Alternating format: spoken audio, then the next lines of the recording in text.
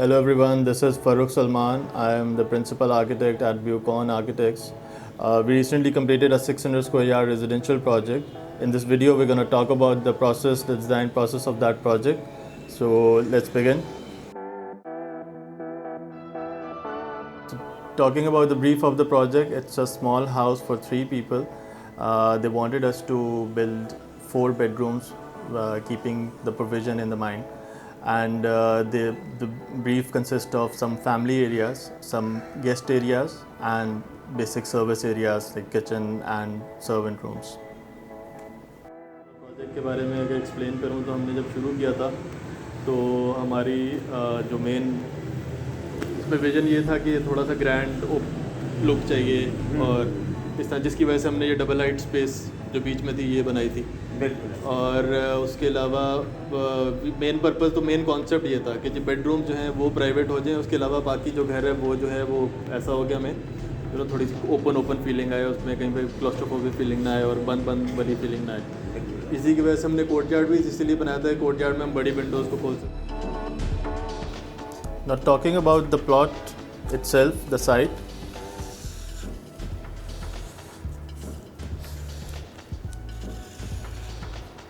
It's a 60 feet by 90 feet plot. It has a residential plot right next to it on both sides and at the back.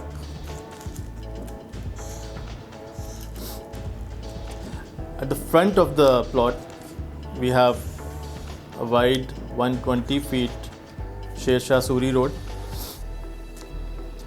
Now talking about the orientation of the plot, the sun moves from the back of the plot and the wind flows from the right side of the plot. Now considering the context, we have to develop a basic form for the house. So naturally our decision became something like this because we wanted the house to capture the wind from the southwest. As the wind was flowing from this side, our natural decision for the house was to give a courtyard to capture the maximum wind into the house. Windows का भी मेरा ये था कि यहाँ की Windows पे मैं ज़्यादातर छज्जे वगैरह ऐड नहीं करना चाहता था, तो हमने पंच की सारी विंडोज़ ताकि पानी वगैरह से प्रोटेक्शन हो सके और स्टोन का इस्तेमाल हल्का फुल्का रखा ताकि थोड़ा सा एक नेचुरल टच आता रहे, क्योंकि बाकी तो हमारा घर मोस्टली वाइट में था। शुरू से हमारी अप्रोच ये थी कि लाइट कलर्स होंगे, मॉडर्न मिनिमल सी लुक होगी। स्टोन से और ये ग्रीनरी से थोड़ा सा ये कि एक नेचुरल टच उसके साथ आ गया। बन के यहाँ पर अभी एक सीमलेस व्यू रहता है आपका यहाँ से बेडरूम से, क्योंकि मेन यूज़ तक तो एक ही आपका मास्टर बेडरूम है।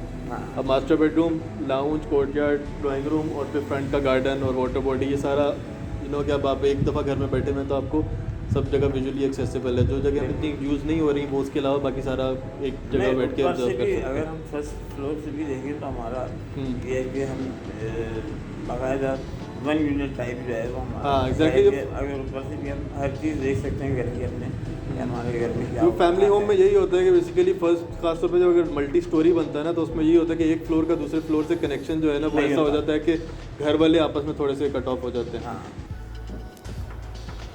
Now whenever we design a house, the house usually consists of 3 zones. One, the main public zone, which can be your drawing rooms, your dining rooms and the guest areas. Then the semi-private zone, which consists of main family dining, the lounge and the kitchen areas. And then the private zone, which are the bedrooms. So considering these 3 zones,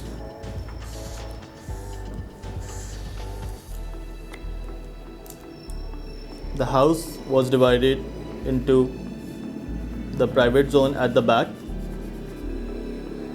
the main public zone, the drawing room zone at the front, the services zone adjacent to the public zone,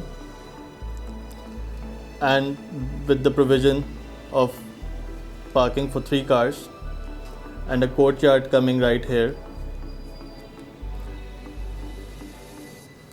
So this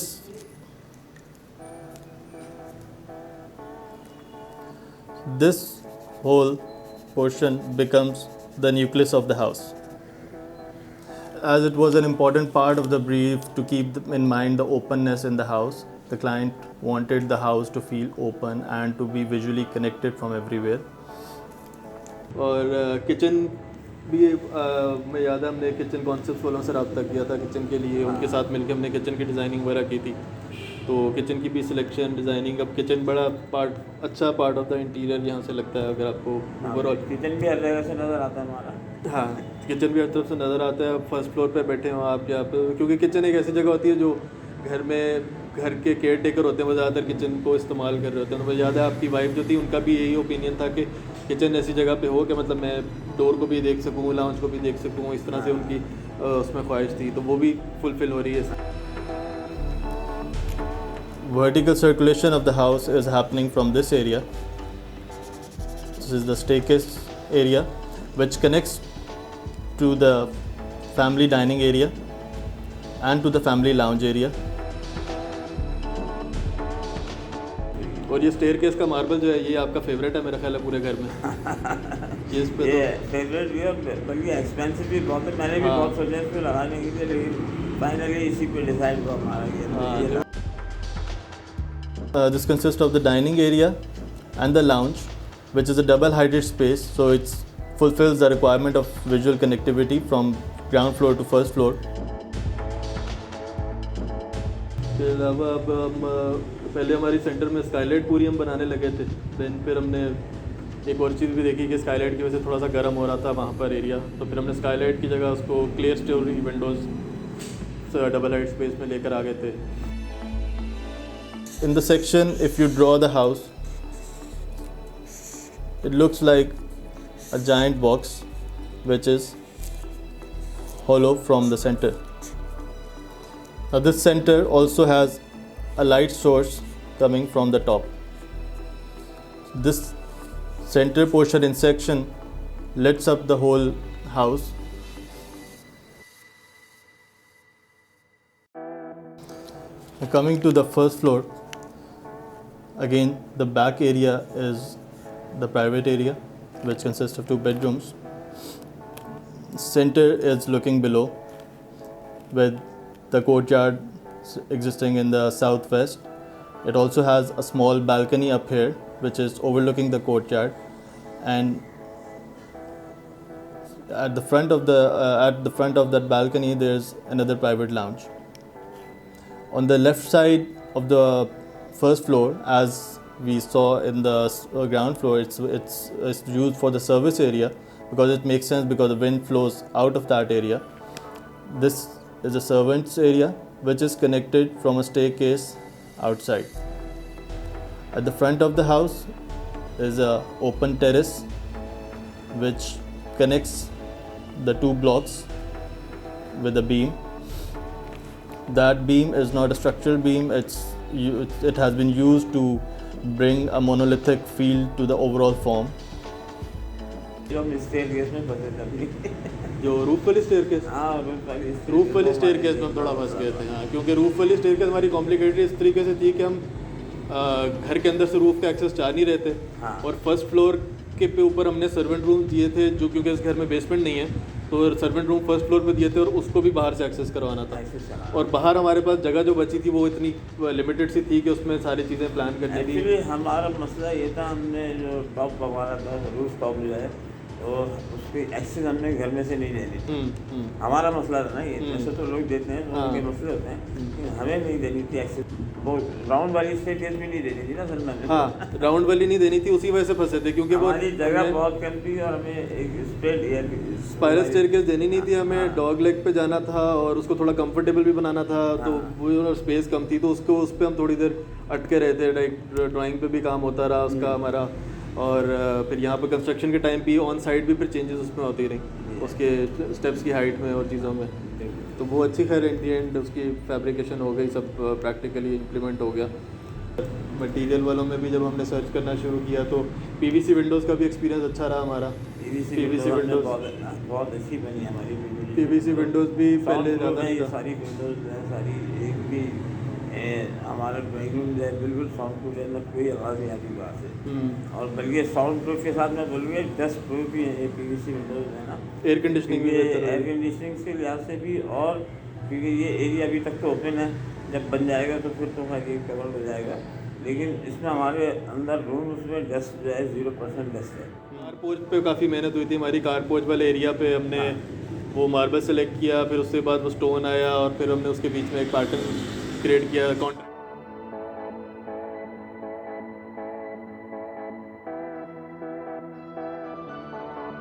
तो basically हमारा घर बनाने का इरादा हुआ, हमें तो कोई एक्सपीरियंस नहीं था। हमने सरूप भाई से मुलाकात हुई, हमारी हम ढूंढते रहे कि आर्किटेक्ट से हमारा कॉन्टैक्ट हुआ, तो सरूप भाई से फाइनली हमारा इनसे डिसाइड हुआ, और हमने अपनी तमाम इनको जो है प्रोविज़न बताए कि हमें क्या क्या चाहिए घर में, वो सारी नज़र में रखते हुए उन्होंने हमारा प्लान दिया, हमारा डिज़ाइन दिया, और माशाल्लाह डिज़ाइन करने के बाद, तैयार होने के बाद जो हमारा आया निकल के बहुत प्यारा, बहुत खूबसूरत, और उसमें हर चीज़ की जो हमारे रिक्वायरमेंट की अपनी जगह पूरी हुई। इसमें सबसे ज़्यादा तो एक्सपीरियंस हमारा इस कोर्टयार्ड में रहा, क्योंकि ये एक बेसिकली नई चीज़ थी, क्योंकि अमूमन पुराने हाउसेज में जो है सर नहीं होता था, और ये कोर्टयार्ड एक सेपरेट प्राइवेट एरिया हमारा बना। हाँ, मुझे याद है शुरू में आप इतना कन्विंस भी नहीं थे कि ये होना चाहिए कि हाँ, नहीं होना चाहिए, लेकिन मैंने थोड़ा आपको जोर दिया था कि नहीं ये आप रखें, तो इसकी वजह से हाँ ये हमें बहुत अच्छा एक्सपीरियंस रहा इस कोर्टयार्ड का। और हमने अपना एक्चुअली हमारी फैमिली भी शॉर्ट है, तो हमने अपने रूम भी उस हिसाब से डिज़ाइन करे, अपने घर पे भी उस हिसाब से डिज़ाइन किया, और बहुत अच्छा एक्सपीरियंस रहा इनके साथ from the beginning to the and.